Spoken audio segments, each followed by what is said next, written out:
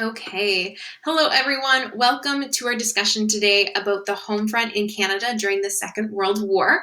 This is set up very similarly to what we did with World War I. So you're going to have a fill-in-the-blank note about the Homefront, and then you are going to watch some videos about different ways the Homefront has been commemorated here in Canada, and to fill out some Google Forms with some reflection questions. So the first part that I am going through with you today is the fill-in-the-blank slideshow. So you should have this video open in one tab and then your actual slideshow with the blanks open in another, so you can fill in the blanks as we go. And yeah, we can have a discussion as we go. So this is the Homefront in World War II.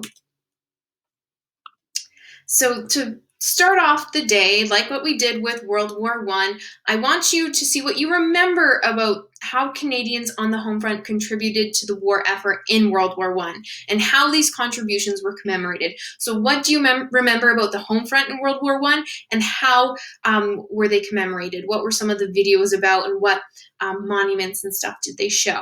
So pause this video, go to D2L, and jump in on that discussion now. So we're starting off looking at World War II. You will notice as we go throughout the slideshow, there are a lot of similarities between World War II and World War I with regards to the home front, but we do see a few advancements, especially for women on the home front. So keep an eye open for that as we go. So like with World War I hope you remember the idea of total war, because World War II was also total war. So total war includes four things: mobilization, refusal to compromise, the blurring of roles between soldiers and civilians, and total control of society. So essentially, everyone is involved in the war. There is very little escaping the idea of war. It is not just the soldiers on the battlefield fighting. It is also people on the home front contributing to the fight in their own way. And what you see here is an excellent demonstration of the idea of total war through a propaganda poster. So you see all these different roles that people are taking on. Attack on all fronts is what it says. So you have the soldier, then you have the mechanic or the person working in the munitions factory, then you have the woman on the home front who is probably gardening, making a victory garden. So there are many different roles that are being played, and the attack is happening not just on the battlefield, but on the home front as well. So a big part of the home front in World War II was actually preparing for war and participating in the building of the war. So unlike World War I, which was very much trench warfare based, everything was pretty solitary within trenches. World War II is very mobile. We do see some trenches and things, but we do not see the same trench lines and the buildup of trenches that we did in World War I. Everything is a lot more mobile, as battalions and groups are moving from city to city, taking towns. There is less digging in and more taking over specific areas. There's fighting in between buildings, fighting between half of the town. So there's a lot more mobility, and with that mobility comes the need for more transportation, more ammunition, and more technology. And us here on the Canadian home front played a very big role in creating those transportation and developing that technology. So Canada had a growth of industry, expanding factories and shipyards to build warships, planes, and artillery. So this growth of industry really helped Canada get out of the Great Depression. So we talked about the 1930s and the Great Depression and how people lost their jobs. People were being kicked out of their factory jobs, especially if you were a woman. Your job was being replaced by a man who could do it. Factories were shutting down. Unemployment was very high.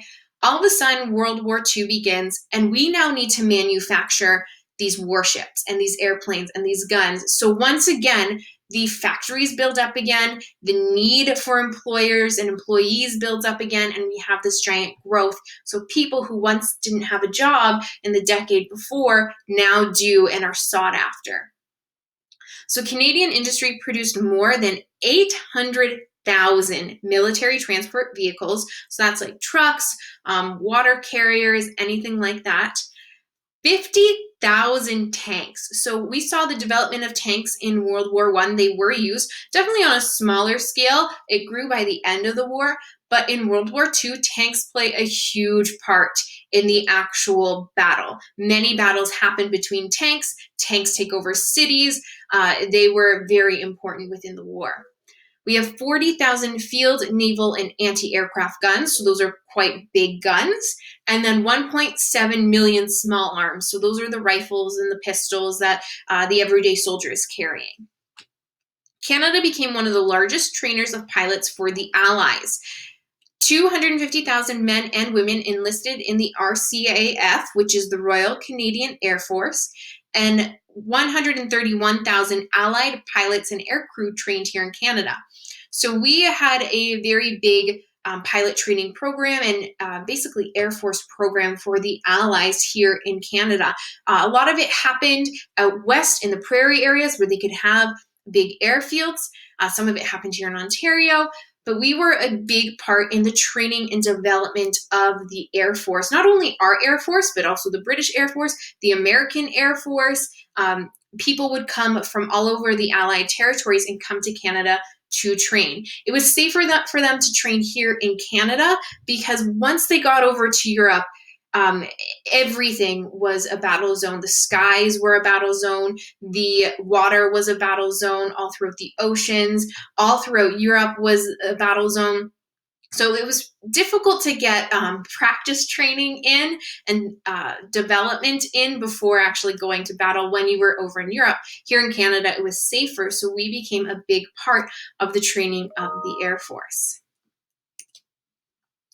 And this woman is very special to the Air Force and to women's history as a whole. So Elsie McGill is the first woman to receive a master's degree in aeronautical engineering. So this means she is the very first woman who actually designs airplanes and is someone who works in the engineering field.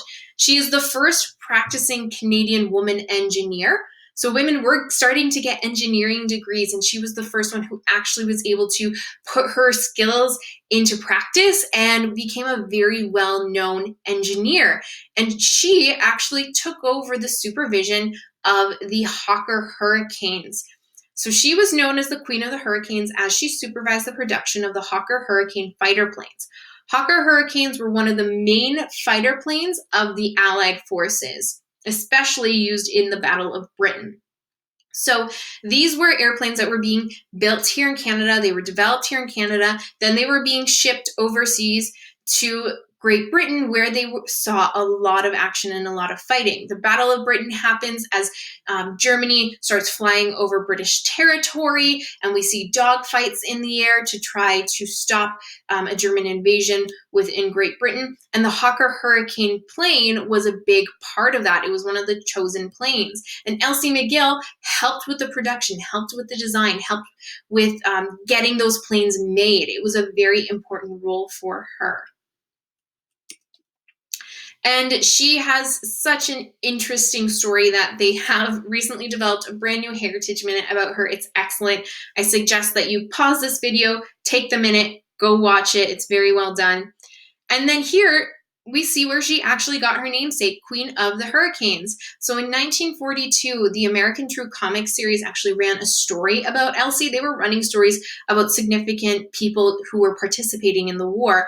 And the story was called Queen of the Hurricanes. So that's how she got her name. And you can read the comic strip here, and you can probably find the whole comic strip online if you're interested. She was a big force to be reckoned with, and she really pushed women forward within the field of engineering. And really, if we look at STEM as a whole now, she is a huge part of that push for women within engineering, within mathematics, and all of that, and technology as a whole. So she kind of leads us into this idea of looking at women on the home front, and women participated in the same ways as they did in World War I. So similar to World War I, women took on traditionally male jobs. So when the men went away to fight in the battlefields in France and in Belgium, and then in Germany as well, and all over Europe, the women stepped into the jobs that were open that had been left by these men. So women worked on farms to provide food for the country and soldiers. They worked as lumberjills in the logging industry. So instead of lumberjacks, lumberjills. They worked in factories, building aircrafts, building ships, so working on those big, heavy machinery, that huge technology, and they built munitions and artillery as well. These women who worked in factories were known as factory girls or bomb girls if they worked in the munitions factories. And here you see these are the lumberjills going to work. They're wearing their coveralls, their pants, their plaid, got their hair up, got their axes, they are ready to go. And then here we see different groups of women working in munitions factories. These ones are putting together bullets. You can see the crates of bullets that they're making. And then these women are working on a bit of larger bombs there. So bomb girls as a whole, over 260,000 women worked in munition factories across the country. That is a huge amount of employed women, full-time employed women. As a whole, about 1 million women actually became fully employed during the war. So that is a huge jump, going from a decade where women were being pushed out of work, where it was very difficult to find work for anyone, and a society that very much saw women as having their only place within the home. Now we see over 1 million women working full-time and 260,000 working specifically within munitions.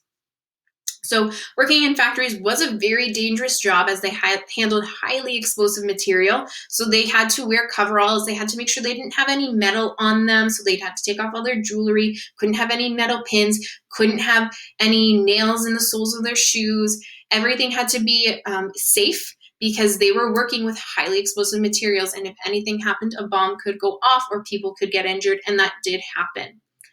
Women worked very long shifts, and it took them away from their home for a long time.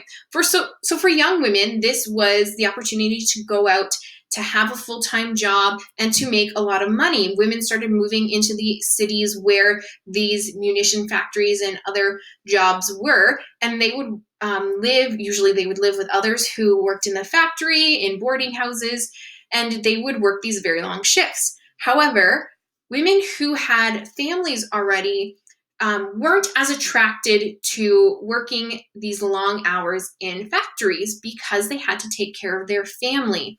So they were really divided between, do I have a job to support my family while my husband is away at war, or do I stay home and we try to live off of his soldier's salary? So to entice women to work in these factories, the government implemented what was called the Dominion Provincial Wartime Agreement. And this agreement offered subsidized daycare for women working in essential war industries. So working in these munition factories, building airplanes, all of that, they could get free daycare for their kids. And that was a huge moment for women, because no longer were they confined to this idea of how do I take care of my family and work. They could do both. And here we see some great photographs of bomb girls. We have this woman here just hanging out with just a couple bombs, like an average day. And then we have a propaganda poster here, as bomb girls were used for propaganda. It says, I'm making bombs and buying bonds. So like in World War I, people purchased victory bonds to help finance the war, and bomb girls became a big part of their campaign. So probably one of the most well-known bomb girls was Rosie the Riveter, and Canada had their own version of Rosie the Riveter. So Rosie the Riveter, you can see her right here. She was the icon of an American campaign to get women into the workforce. So she was an American propaganda poster, and she was drawn. She represented strength, courage, and skills working women could have. So you see with her whole demeanor in there, she has kind of a stern face. She's showing her muscles off in her blue coveralls, but she's still very feminine. She has a lot of makeup on. She has the red and white polka dot bandana. Her hair's curled. So it's that border between being strong and having courage, but still being feminine, which actually did appeal to many people. So Canada had our own Rosie the Riveter. Her name was Veronica Foster, and she was an actual person. Veronica Foster became known as Ronnie the Bren Gun Girl and worked on a production line in Toronto making Bren machine guns. So there was a production line, a factory in Toronto specifically making Bren guns, which were machine guns that were used for all of the Allies in World War II. So Veronica Foster became the face of this campaign, and she became the focus of the propaganda campaign. And here is Veronica Foster, or Ronnie the Bren Gun Girl.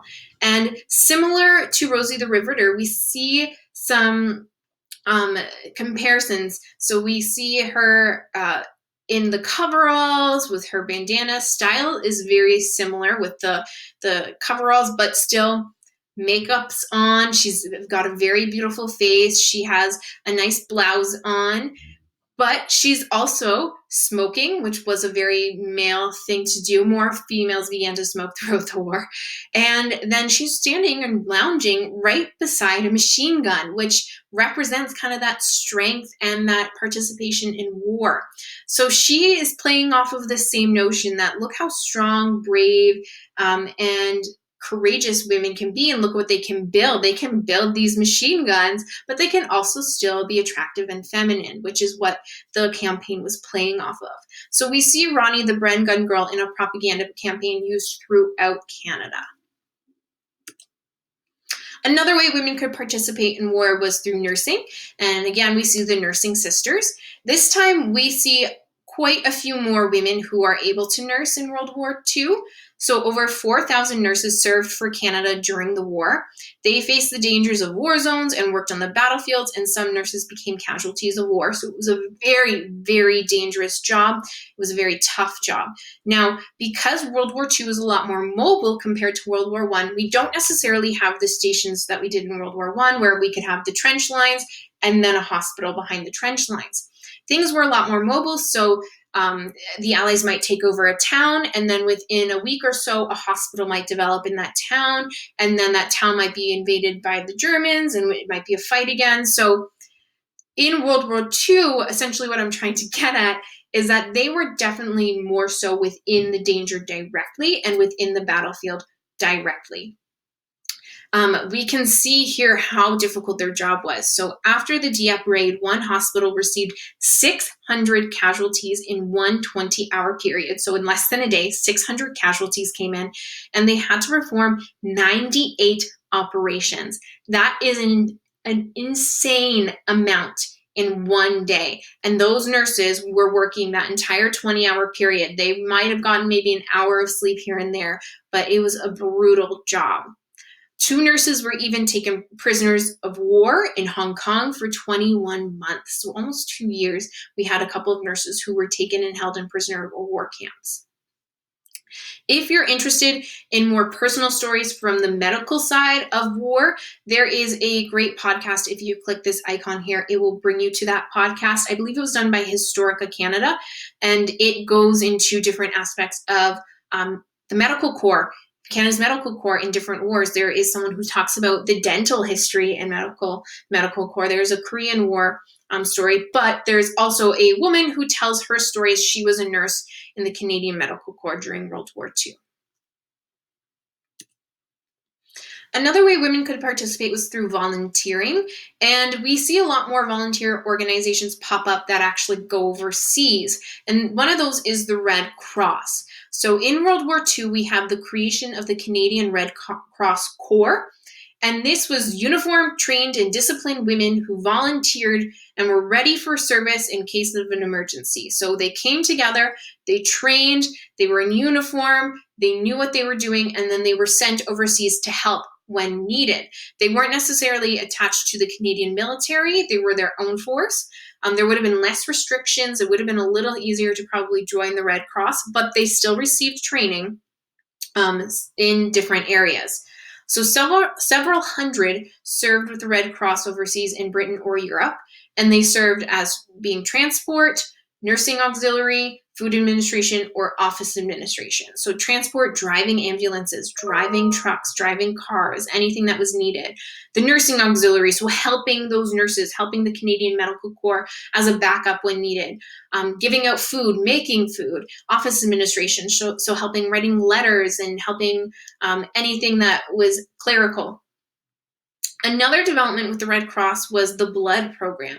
So across Canada, the Red Cross collected civilian blood for use in the relatively new life-saving procedure of blood transfusion in military hospitals overseas. So this was a pretty new procedure, but it definitely saved many lives within the Second World War. So the Red Cross had a campaign here in Canada to donate blood, and then it would be sent overseas to help a soldier. And those women who volunteered for the Red Cross and men would have been helping with this as well. Here we see two pictures of the Red Cross. So here you can actually see the women, a women nursing auxiliary from the Red Cross. They have their uniforms on. They have that classic white apron with the Red Cross, definitely a little more feminine. If we go back here to the nursing sisters, you'll see their uniforms have definitely changed from World War I. World War I, they were the bluebirds. They had their blue dresses and the white veils. You do see some of that in World War II, but we also see women, because they're moving from hospital, town and town, things are a little more mobile, not necessarily stagnant like it was in World War I. They had to be ready for combat and to go from one side of France to the other, to actually go into the battlefield and help. So they were given wool pants, a wool military jacket, a helmet, and that was their uniform. It was a lot more practical, but it's very different compared to what they wore in World War I. With the Red Cross nurses, we see kind of that blend between the feminine dress, but also the practicality of the uniforms underneath. And then here we see a Red Cross identity card, and this was actually for a local woman from St. Catharines, Dorothy Doolittle, or Nee Faulkner. And this was her certificate for about 1943 to 1945, her identity certificate. So there were many local women who went and volunteered overseas. And I think it's just amazing when we're able to find pieces and artifacts like this that are local and that show how it was total war, how everyone was affected and everyone participated. So women could actually join in a military capacity. So in 1941, Canada developed their own women's military organization. This was the first time in Canadian history women could serve in the military. This was a huge deal. Women could not serve in combat roles, so they were not the ones with the guns fighting, but they could serve in other ways and they could be helpful in other ways. And this is when we first start seeing women making their way into the actual military. And eventually, down the line, we will see women eventually step into combat roles. But in World War II, we see that very first step. Women are officially in the military and they have their own organizations in the military. So more than 50,000 women served. 50,000, that is so many. That is a ton. That is so many who actually decided, you know what, I am going to get up and I am going to do my part. If a man can do it, I can do it too. The Canadian Women's Army Corps, the CWACS, had about 21,600 members. The Women's Division of the Royal Canadian Air Force, the WDs, had about 17,400 members. And the Women's Royal Canadian Naval Service, or the WRENs as they were called, had 7,100 members. So each different division within the military, the Army, the Air Force, and the Navy, all took on different women's organizations, and women were able to participate in the military in a way that they wanted to. Here we see a great poster for the Canadian Women's Army Corps. It says shoulder to shoulder, and you see a man in uniform, but you see a woman in the same uniform. Man is holding a gun, showing that he is in the combat role, and the woman is not, but they are an integral part of the Army and the Canadian war effort at this point in time. This is a huge moment in women's history. Women would train for several months before being sent overseas, so they did go through military training. You can see down here, they are marching, they are learning the drills, they are going through the training that others had to as well. Originally, they were generally given female type jobs, so the cooking, the laundry, being telephone operators or office assistants. So still very much gendered in the roles that they were allowed to take within the military. But eventually, women worked their way into male jobs. And this was because men needed to be fighting. So women stepped into roles as mechanics, drivers, communications, and drafting. And meaning if a man was a driver, so he was in charge of driving around senior officers, but he was an able-bodied man who was able to be in combat. As the war went on and enlistment started to drop, they needed more people in combat. So they would take that driver and put him on the front lines if possible. And then to fill his spot, they would let one of the female military members step in. So women all of a sudden were allowed to take on these usually male-driven roles. So here's a great example of a woman taking on a male-driven role. So I want you to take a second and try to guess at who she is and what she's doing. We see her driving a big truck here. She's fixing an engine here. So see if the face looks familiar to you. Pause this video, go into your slideshow and maybe type your guess there. If you're really stuck, maybe pull out a $20 bill or another piece of currency from us here in Canada and see who's on it. Okay, let's see who she is.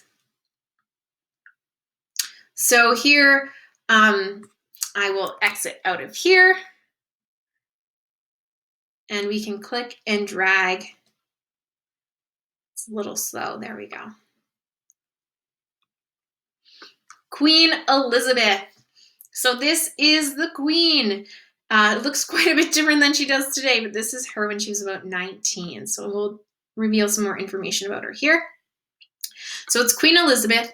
At the age of 19, then Princess Elizabeth joined the Auxiliary Territorial Services. So in Great Britain, that's what they were called.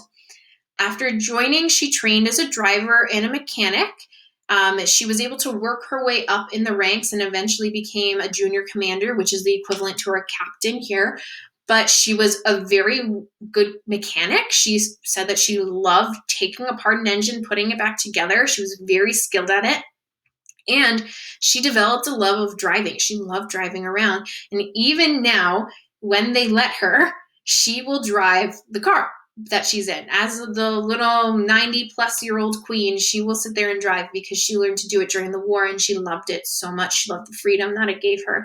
And these are skills that a princess probably wouldn't have learned originally. She probably didn't take Mechanics 101, or she probably wouldn't have necessarily learned how to drive, as that wouldn't have been something that she needed. She would have already had drivers and chauffeurs.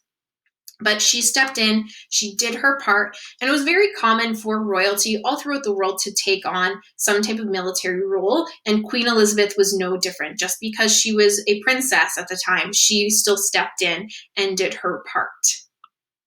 Okay, so let's put that back, and we will go back into our slideshow. Okay. So kids on the home front. Now, teenagers and kids were encouraged to participate in any way that they could. Similar to World War I, they helped on farms and helped with victory gardens. If you remember, victory gardens were homegrown gardens in cities meant to help feed people in the city. So if you didn't have the land that you would have living in the country, you could have a plot of garden in a city and grow your own fruits and vegetables to help sustain you during the war. Kids were also encouraged to help with recycling, metal drives, and fundraising. And this was a big thing. Usually there was some type of prize involved with recycling or metal drives. And there was a lot of propaganda pushed at kids to be involved in that. I know my grandfather tells a story about a metal drive at his movie theater. So in his next town over, they had a movie theater because his town was too small to have a movie theater. So on the weekend, him and his brother would go to the movie theater. And at the theater, they had a metal drive going. And what they did was if you brought in metal, you could get a movie into the movies for free. But they had up posters, one of Hitler, one of Mussolini, and one of Tojo, who was the Japanese general at the time. And you had to throw your piece of metal at the poster, and if you hit Hitler right in the face, and then it dropped in the basket below and got into the basket, you would get your movie for free. So my grandfather and his brother would do that. They gathered up metal that they could, and they would go and they would try to get into the movies for free. One time they eventually got too low on metal in the house that they stole my great-grandmother's good frying pan, took it to the metal drive. They got in for free, but they had a very difficult conversation when they got home. So many boys, like in World War I, lied about their age to join the army. This is very common even in World War II. So approximately 700,000 Canadians under the age of 21 served in uniform during the Second World War. 21 was the preferred service age. So we see a huge portion of our military that is below that, who are teenagers essentially. The youngest Canadian to die in the Battle of Normandy, so on D-Day, was 16 years old, and there is actually a monument to him. So he is here outside of the cemetery where others are buried from the Battle of Normandy. There is a specific monument towards him because he was the youngest. He was 16. So here we see the ways kids can help. We see two boys collecting different rubber. Rubber was another thing for recycling that they needed. So they would take the metal and the rubber and they would actually use it to help them build planes and ships and anything that they needed, uniforms as well. Kids could buy war stamps. So instead of buying war bonds, they would buy savings stamps and they could collect stamps. And then here we see two boys helping out in a victory garden. So with victory gardens, we get into the topic of food, and rationing came into effect in World War II. So Canada had a high food production rate, but we were shipping a lot of it overseas to Britain to feed the British population, to feed our allies, but to mostly feed the Allied soldiers. So even though we had a high production of wheat and other resources and other food, a lot of it was being shipped overseas. So to help with that, here in Canada, we implemented what's called rationing. And this is limiting how much you can get of one item. So instead of being able to go to the grocery store and buying as much meat and butter and sugar that you need, you are limited on what you can get. Rationing happens all throughout the Allied countries. It is massive within Britain. Britain holds on to rationing for a very long time, even after the war. The United States has some form of rationing as well. So you could be rationed on food, which is probably the most common, clothing as well, fabrics that you could buy, and gasoline was a big thing as well because they needed gasoline to be shipped overseas to power the tanks that they were building, power the airplanes and everything. So here for your car, you were limited on what you could get.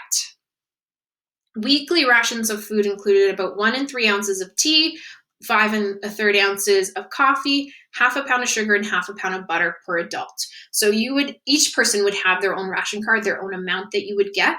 But this was a very limiting amount. We hear half a pound of sugar, half a pound of butter, and you think that's gotta be plenty. When you think about how much you put butter and sugar into today, even just baking, and remember, processed foods, ready-made meals are not necessarily available at this time. You are still very much baking a lot of your own bread when you can, making 3 meals a day from scratch. So a lot of this stuff is used up fairly quickly, and it becomes very difficult for people to actually make nutritious and good meals for themselves.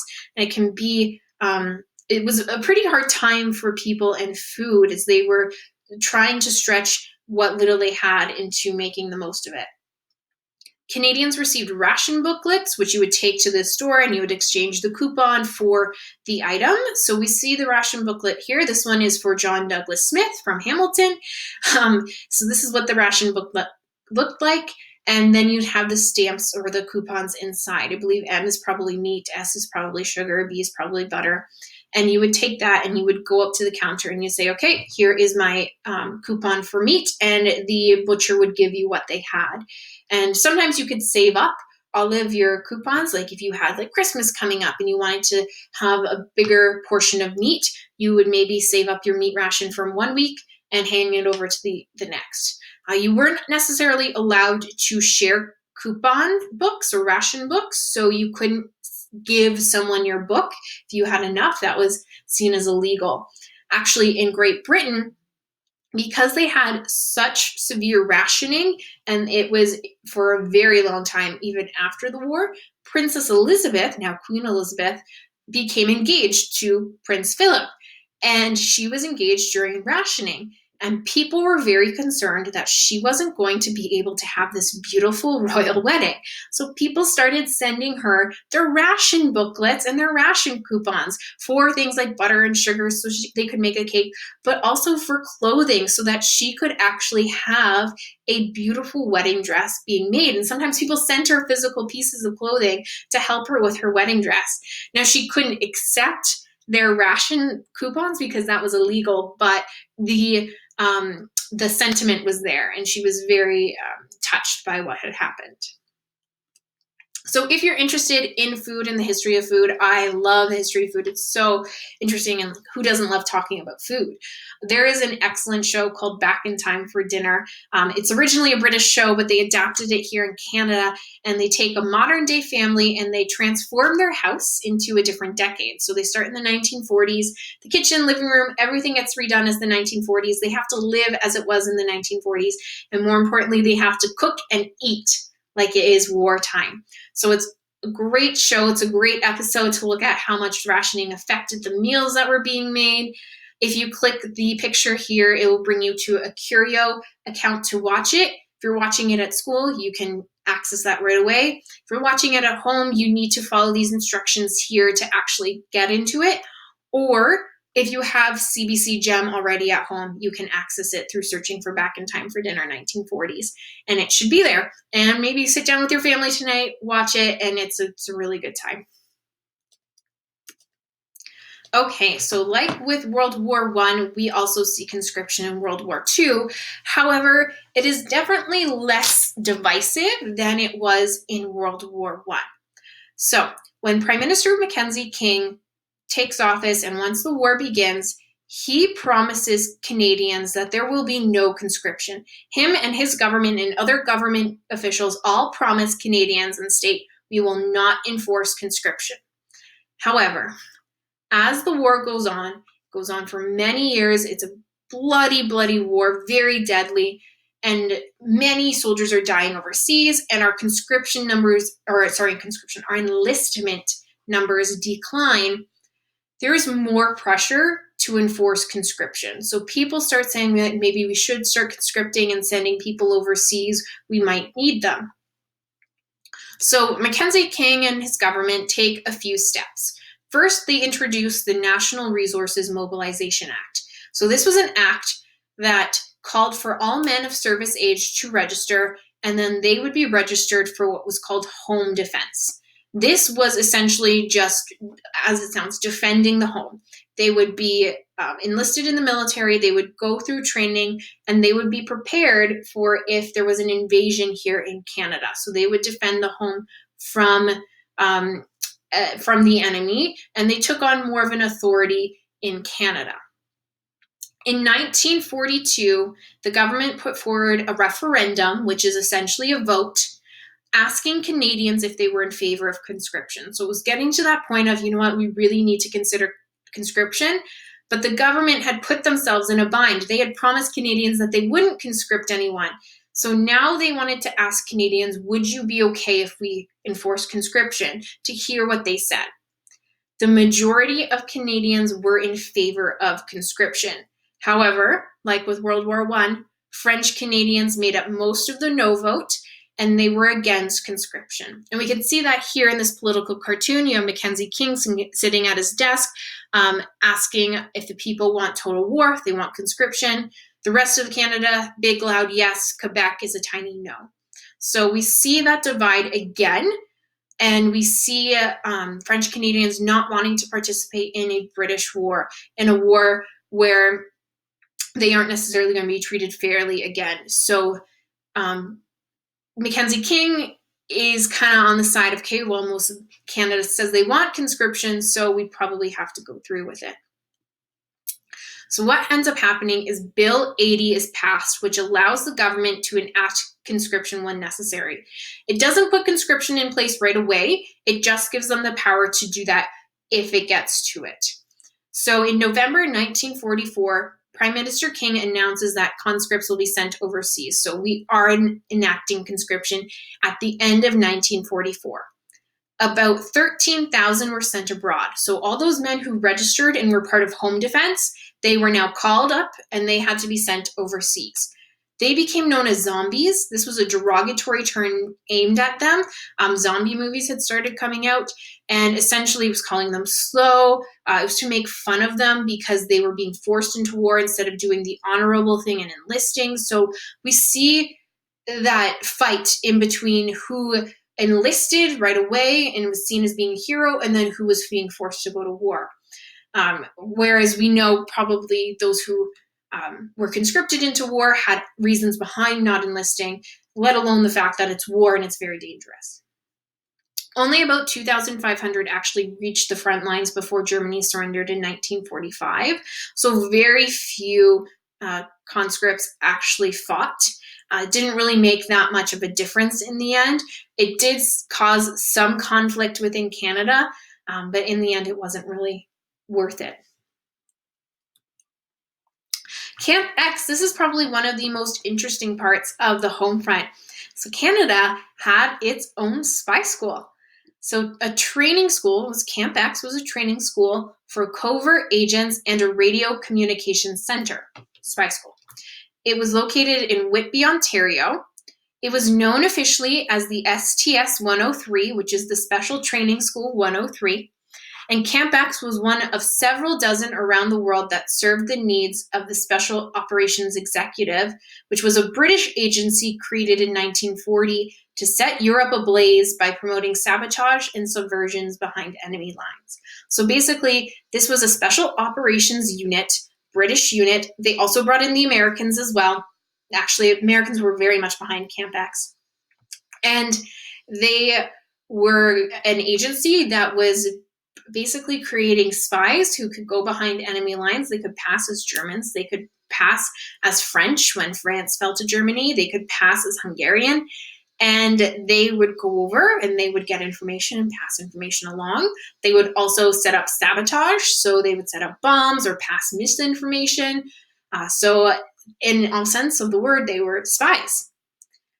Camp X also had what was called Hydra, which was a radio communication center with high-speed transmitter radios and receivers. So they dealt with incoming and outgoing messages. So they would get encrypted messages that were in code, and they'd have to decrypt the message. So they'd have to figure out what the code was, crack the code, and decipher the message, and then pass it along. So they definitely dealt a lot with the Enigma and within Bletchley Park, if anyone knows or seen I'm blanking on the movie name, but it has Benedict Cumberbatch. He plays Alan Turing. And they essentially are code crackers in Bletchley Park in Britain. And they work together with Camp X and other places around the world to figure out the German codes.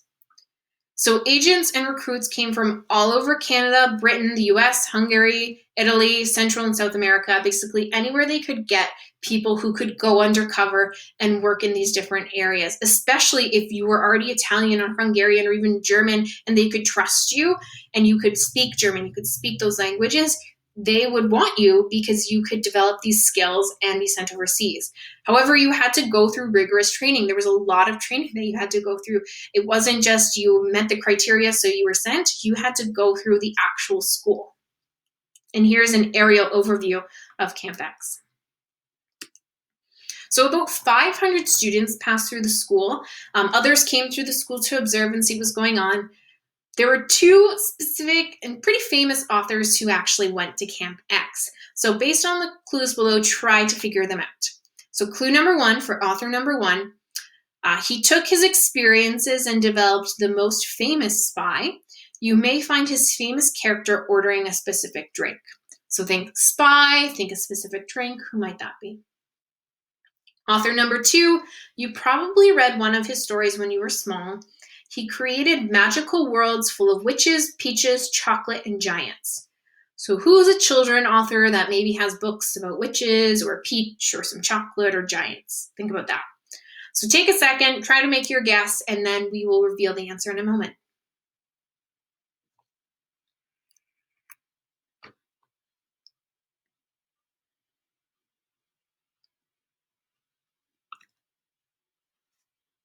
Okay, so let's see what the answers are. So click here.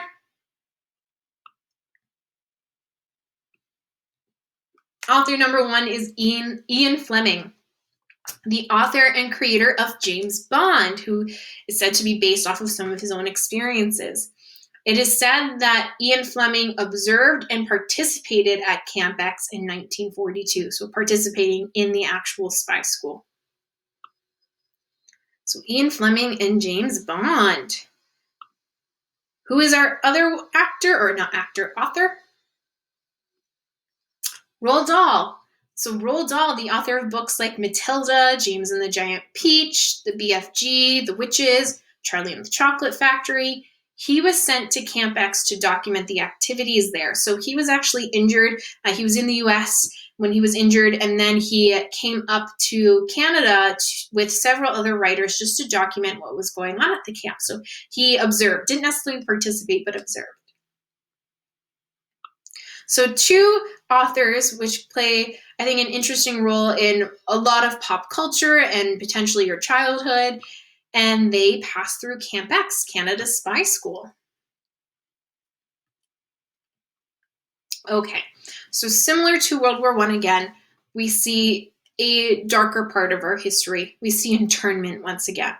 So the War Measures Act was put in place in 1939. It was also used in World War I, and this was an act that gave the government a lot of power. They had the power to arrest and detain people without charges or trial, so they could do a lot to people who they deemed as enemies. More than 40 internment camps were made across Canada, and 24,000 people were held in total. They interned Germans, Italians, Jews, and Japanese. So many people were interned, many different groups of people. And you see here, here in this corner is a picture of an internment camp. So not on the level of concentration camps, which we will get into in another lesson. Not on that level. There are housing, there is heat, there is food and clothing. It is very limited, very restricted, not great conditions at all. They are not treated well. They are not respected. But again, just try not to make that comparison between this and a concentration camp too much. But it was a terrible place to be. Here we have some Japanese Canadians who are being loaded into buses and trucks and taken to internment camps.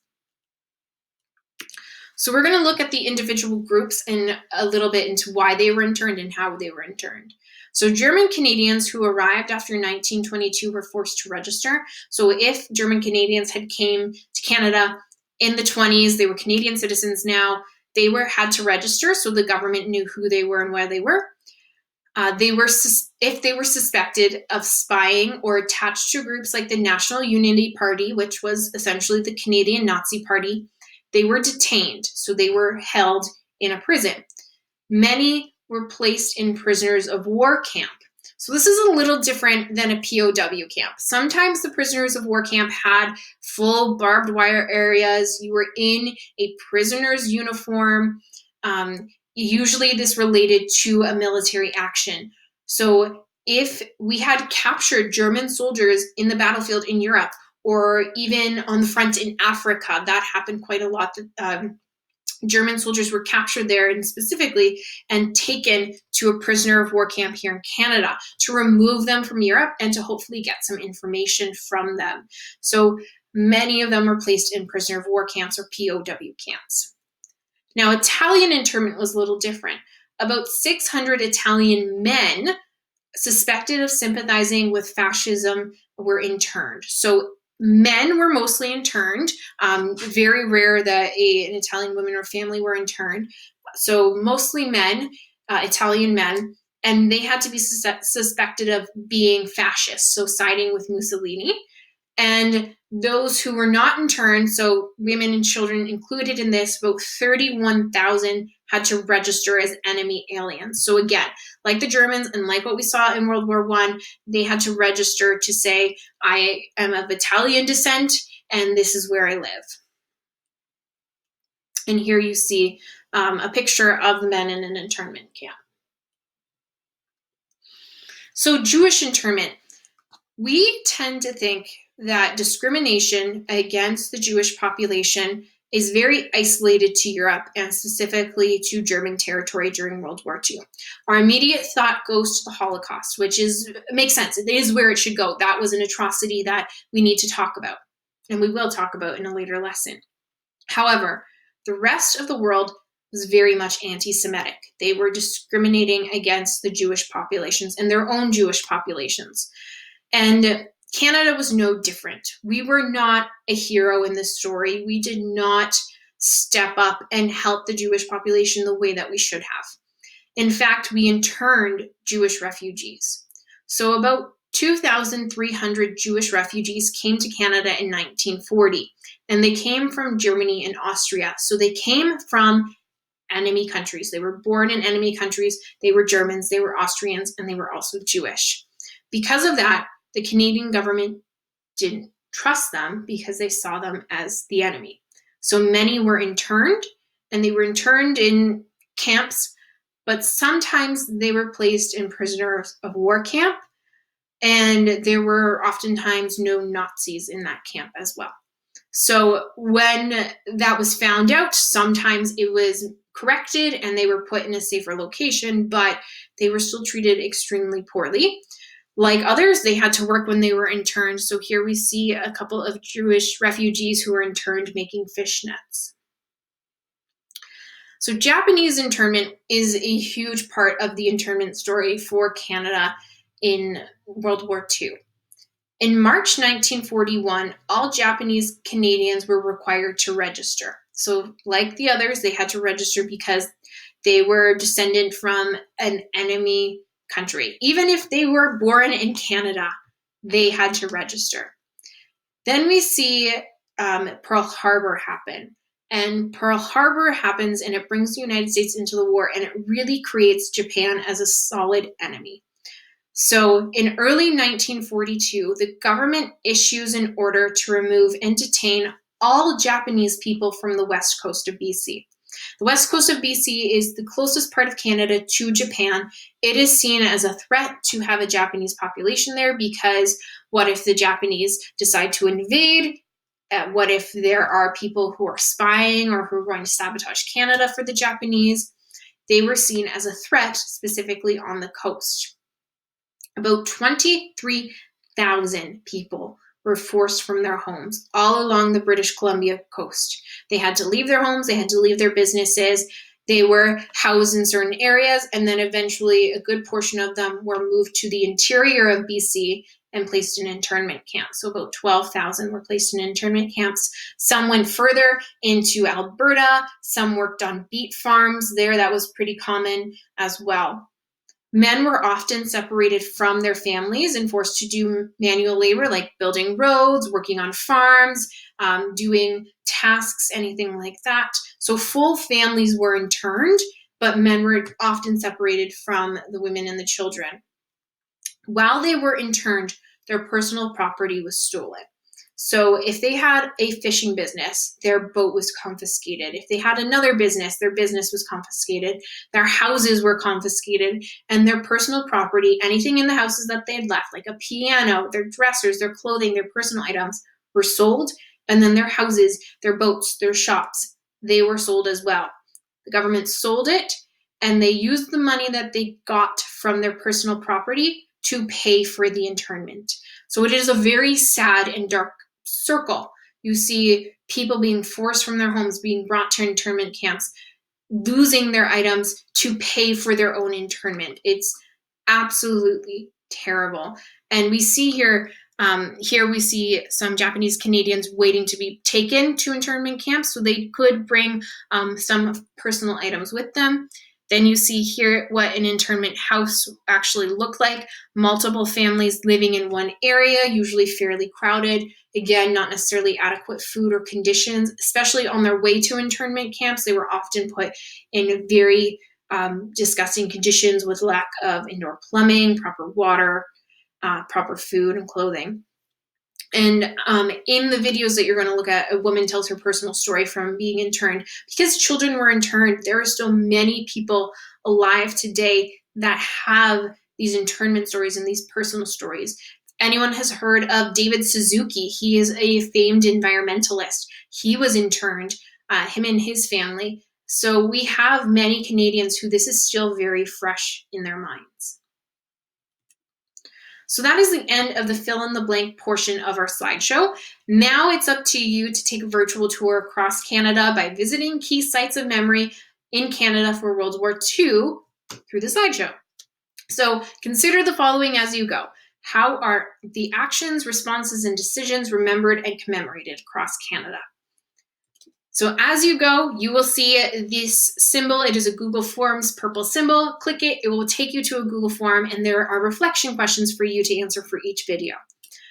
So you are going to watch a video about mobilizing during World War II, and then you will answer the Google form questions. This is actually one that takes place pretty close to home. There is the Japanese internment story. There is the Great Equalizer, which tells the Métis soldier story. They touch on World War I and World War II in this video. And then we have the Canadian Women's Army Corps. So we hear personal stories of women who participated in the Army Corps as well. So once you are done this, I would like you to go into D2L and participate in just one more discussion. So tell me which sites you consider the two most significant out of these four, and to what extent do the actions or events on the home front represent things to make you proud? Similar to what we've done before, but this time we're looking specifically at World War II. If you have any questions, please feel free to contact me. Have a great day, guys.